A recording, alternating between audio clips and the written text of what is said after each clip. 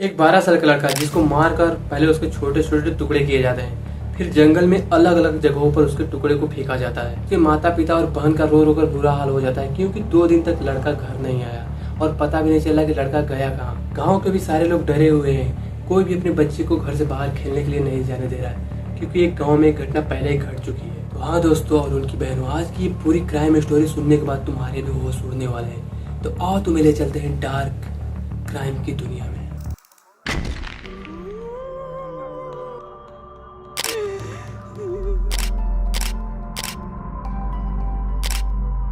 ये स्टोरी है महाराष्ट्र के एक छोटे गांव चहाडी की। यहाँ पर एक गरीब फैमिली में 4 लोग रहते थे, मंगेश पाटिल और उसकी माँ गीता बाई और उसके पिता दुग्धू पाटिल और उसकी बहन, और उनके करीबी रिश्तेदार भी उसी गांव में रहते थे। इस बात को तुम थोड़ा पॉइंट करके रखो। मंगेश पाटिल 2 फरवरी 2019 को, जब शनिवार का दिन होता है, क्योंकि शनिवार को हाफ डे होता है, तो वो जल्दी स्कूल से घर चला आता है और घर आते ही मम्मी से बोलता है कि मम्मी मुझे शौच या टॉयलेट या पोटी बोलो करने मुझे बाहर जाना है। क्योंकि तुम्हें पता है गांव में नॉर्मली सबके यहाँ शौचालय नहीं होते, तो बाहर चला जाता है। और ऐसे उसकी माँ वेट करेगी क्योंकि बच्चा जब स्कूल से आता है तो माँ वेट करती कि वो खाना खाएगा, वेट करती कि अभी तक वो क्यों नहीं आया। फिर कुछ वेट करते करते करते सोचती कि शायद बच्चों के साथ गाँव में खेलने चला गया हो, क्योंकि अक्सर ऐसा होता है ना कि हम गाँव में ऐसे रहते हैं तो कोई बच्चा मिलता है, चलो खेलने चलते, तो चले जाते हैं। ऐसे उसकी माँ सोचती कि शायद गाँव में किसी के साथ चला गया हो, खेल रहा हो।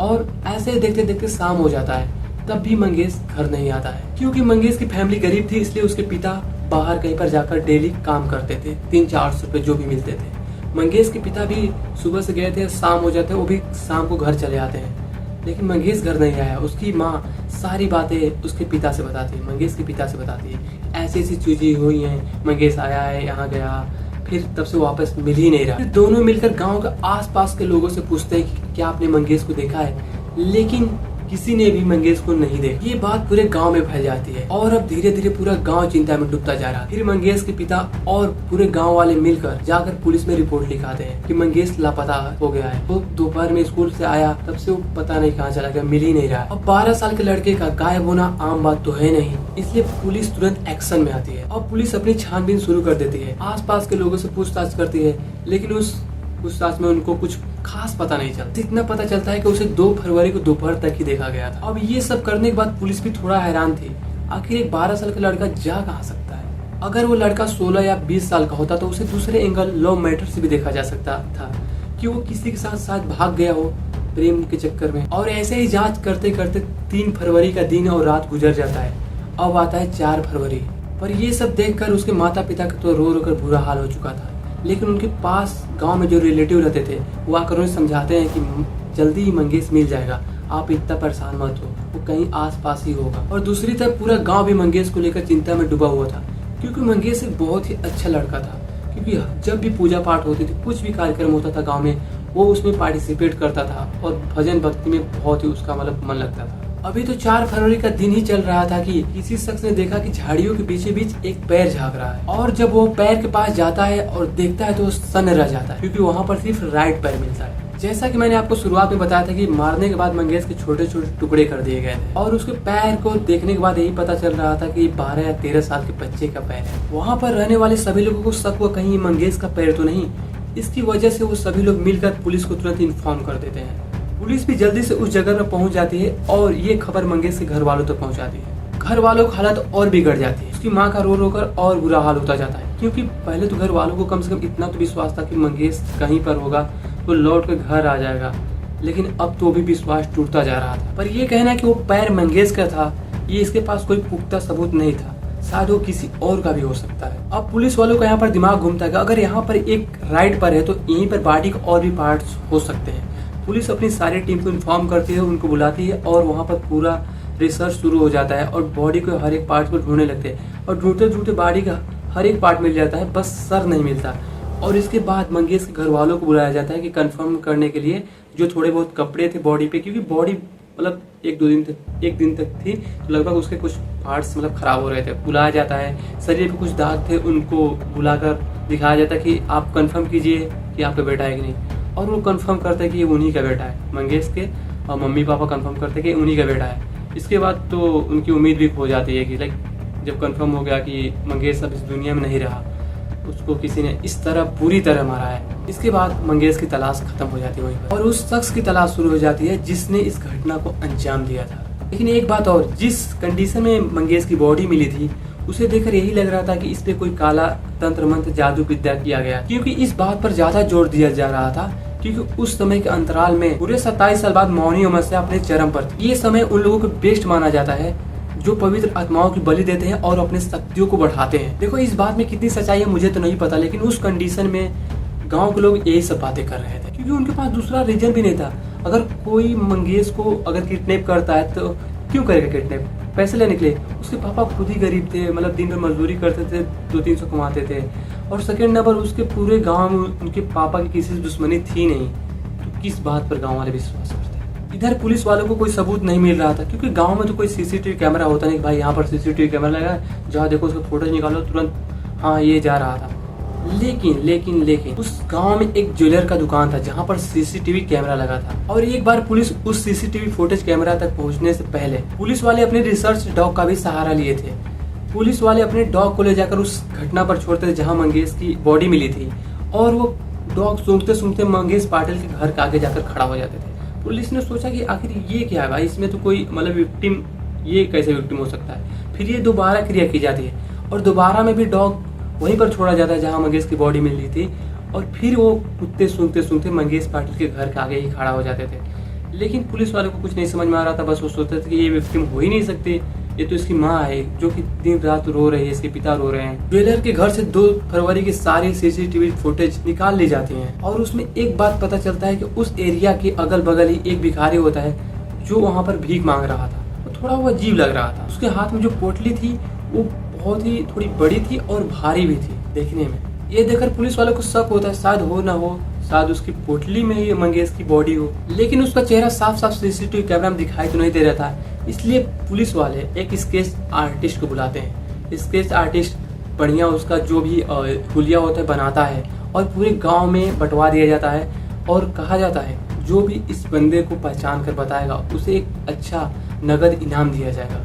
बट पुलिस का ये प्लान भी फेल होता है, इससे उनको कोई रिजल्ट ही नहीं मिलता। फिर पुलिस की सारी टीम मिलकर एक मीटिंग बैठाती है, जितने भी सारे उस टीम में काम करते हैं सब लोग आते हैं, मीटिंग बैठता है और बातचीत होती है कि आखिर हमने क्या ऐसा मिस्टेक किया या कुछ ऐसे सबूत हम छोड़ रहे हैं जो अभी तक हमने कवर नहीं किया। फिर कुछ देर बाद मीटिंग चलने के बाद उन्हें याद आता है कि मंगेश के घर पर जो कुत्ता जा रहा था बार बार, जो हमारा रिसर्च डॉग था, वो बार बार उसके घर पर क्यों जा रहा था। पुलिस को वहाँ सुनकर थोड़ा दिमाग घूमता है और उसके घर पर डायरेक्ट पहुँच जाते हैं। फिर मंगेश के पूरे घर की तलाशी होती है, अगल बगल वाले लोगों से कई सारे क्वेश्चन पूछे जाते हैं, बट इससे भी उनको कुछ हाथ नहीं लगता। फिर उन्होंने सोचा क्यों नहीं इस घर के हर एक मेंबर की जांच की जाए, कब वो क्या करते हैं, कहाँ जाते हैं, इस घर में कौन कौन आता है, कौन कौन कहाँ काम करता है, सब कुछ। फिर उसी समय एक शख्स का नाम आता है जो उसके घर पर लगातार आया जाया करता था। उस शख्स का नाम था समाधान पाटिल, जो कि इनका भांजा था, सगा भांजा। पुलिस समाधान पाटिल को गिरफ्तार कर लेती है और उससे कई सारे इंट्रोगेशन में क्वेश्चन पूछे जाते हैं, तुम उसके घर पे क्यों जाया करते थे, क्या तुम्हारा वहाँ पर जाने का पर्पस क्या था। तो बताता हाँ भाई ये मेरी मामी, हाँ सर ये मेरी मामी थी, मेरी सगी मामी है, मैं उनके घर पर जाता था, घूमने जाता था। क्या अपने मामी के घर भी मैं नहीं जा सकता? अब एक ही गाँव में रह रहे हैं तो हमारा तो आना जाना लगा ही रहता है। अब यहाँ पर पुलिस वाले को कोई सबूत नहीं मिलता, पर फिर भी पुलिस वाले समाधान पाटिल पर नजर रखे हुए थे। समाधान पाटिल पर नजर रखते हुए 2-3 दिन बाद पुलिस को ये पता चलता है कि समाधान पाटिल अपनी मामी के घर तभी जाता है जब उसका मामा घर से बाहर होता है और उनके बच्चे स्कूल में। तभी पुलिस वालों के मन में सवाल उठता है कि आखिर वो ऐसा क्यों करता है। अब उसे फिर से दोबारा बुलाकर सख्ती से पूछताछ की जाती है और यहीं पर पुलिस वाले हवा में एक तीर छोड़ देते हैं और हवा में छोड़ा गया तीर सीधा जाकर अपने निशाने पर लगता है। पुलिस वाले समाधान पाटिल से कहते हैं कि हमें पता चल चुका है कि तुमने इस घटना को कैसे और क्यों अंजाम दिया है, यानी मंगेश पाटिल को तुमने मारा है। अच्छा हो कि तुम अपने मुंह से बता दो ये सारी चीजें। और यह सब सुनकर समाधान पाटिल काफी डर जाता है और एक कड़वी सच्चाई बताता है। इस पर तुम्हें शायद यकीन न हो, आगे जो समाधान पाटिल स्टोरी बताता है उसमें 3 लोग शामिल होते हैं। पहला खुद समाधान पाटिल, दूसरा उसका दोस्त राजेंद्र पाटिल, तीसरी उसकी सगी मामी यानी मंगेश की मम्मी गीता बाई। अभी शायद सुनकर आपको थोड़ा शौक लगा होगा कि उसकी मम्मी भी उसके मौत में शामिल थी। अभी आगे उसकी माँ की दरिंदगी देखकर तुम्हें यही लगेगा कि भाई ये दुनिया जल्दी समाप्त हो जाए, भाई ऐसे लोग क्यों है भाई दुनिया में। आगे वो बताता है कि पहले वो मामा मामी के घर ऐसे नॉर्मली आया जाया करता था। मंगेश के पापा काम पर चले जाते हैं, मंगेश और उसकी बहन स्कूल चले जाते हैं, उसकी मामी अकेली रहती थी और उस अकेलेपन की वजह से दोनों कब मेन रिश्ते को भूल के करीब आ जाते हैं और अवैध संबंध बनाने लगते हैं। उन्हें खुद भी नहीं पता चलता। फिर ऐसे ही दोनों के बीच अवैध संबंध बनता जाता है। फिर एक दिन ये सारी बातें समाधान पाटिल अपने दोस्त राजेंद्र पाटिल को बताता कि मैं तो अपनी मामी के साथ ऐसे ऐसी चीज़ें करता हूँ। सारी चीज़ एक्सप्लेन करता है कि मैं तो ऐसे ऐसी चीज़ें करता है अपनी मामी के साथ। फिर राजेंद्र पाटिल समाधान पाटिल से कहता है यार तू अपनी मामी से बात कर, मैं भी क्या उनके साथ ऐसा कर सकता हूँ क्या। फिर समाधान पाटिल अपनी मामी से पूछ कर आता है, उसकी मामी रेडी हो जाती हैं।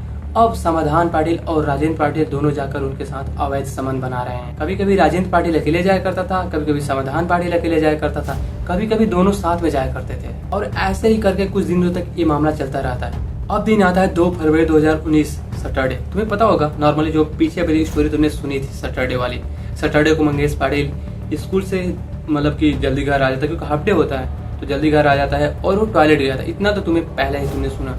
लेकिन जो टॉयलेट या बाथरूम शौच करने गया था, जो भी सोचो तुम, लेकिन वो वापिस नहीं आया था। क्यों, यहाँ पर हम लोग बात करते हैं। जब वो टॉयलेट गया था उसी समय राजेंद्र पाटिल घर आता है उसके। जब वो शौच करने गया था मंगेश, उसी समय राजेंद्र उसके घर आता है। राजेंद्र पाटिल घर आता है और मंगेश की माँ ये भूल जाती है कि मंगेश आज घर पर आ चुका है, आज हाफ डे, वो भूल जाती है बिल्कुल पूरी तरह से। और मंगेश की माँ और राजेंद्र पाटिल दोनों फिर से अवैध संबंध बनाने लगते हैं। और वो इतनी मदोस थी कि वो दरवाज़ा बंद करना भी भूल चुकी थी। वो दरवाज़ा उसने बंद ही नहीं किया, बस ऐसे उस चिपका दिया। और मंगेश पाटिल थोड़ी देर में सोच करके आता है और दरवाज़ा खोलता है।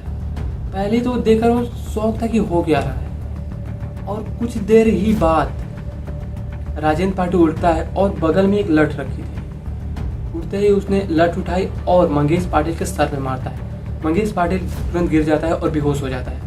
और कुछ देर बाद पता चलता है कि उसकी मौत हो चुकी है। फिर ये मंगेश पाटिल उधर पूरा मर चुका है। और राजेंद्र पाटिल और मंगेश पाटिल की माँ दोनों प्लान बनाते हैं और उसको बोरे में भरते हैं। प्लान बनने के बाद उसके बाद समाधान पाटिल को ये लोग कॉल करते हैं, क्योंकि 3 लोग हो जाए भाई, समाधान पाटिल और उसके बाद राजेंद्र पाटिल और मंगेश की माँ। अब तीनों लोग मिल जाते हैं, क्योंकि अब समाधान पाटिल को कॉल जब ये लोग करते हैं तो वो भी आ जाता है। और तीनों लोग मिलकर रात का वेट करने लगते हैं। रात होते ही ये लोग पहले ले जाते हैं जंगल में, जो जंगल में उसकी बॉडी मिली थी। ये लोग ले जाते हैं जंगल में और तेजधार हथियार से उसके छोटे छोटे पार्ट, कहीं पैर काट दिया, कहीं इधर हाथ काट दिया, कहीं पर गला अलग काट दिया और अलग अलग जगहों पर फेंकते हैं। सोचो कि एक माँ की दरिंदगी कैसी हो सकती है। आई कांट एक्सप्लेन ब्रो कि ऐसे चीज़ें हो रही हैं। जब तुम खुद ही पढ़ते हो ना, जब खुद तुम रियलाइज करना इस चीज़ को, तुम क्या सोचते हो बताना।